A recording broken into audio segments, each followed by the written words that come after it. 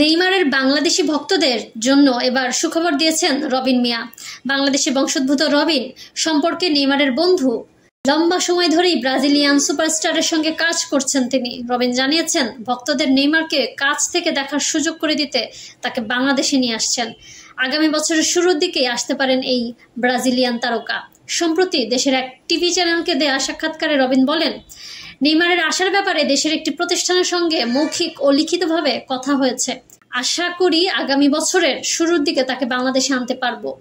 এর আগে গত বছর ব্রাজিলিয়ান কিংবদন্তি রোনালদিনহো এবং আর্জেন্টাইন তারকা এমিলিয়ানো মার্টিনেজ এসেছিলেন বাংলাদেশে।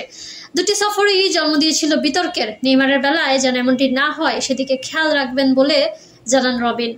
ভক্তদের প্রাধান্য দিয়ে এই অনুষ্ঠানের আয়োজন করা হবে।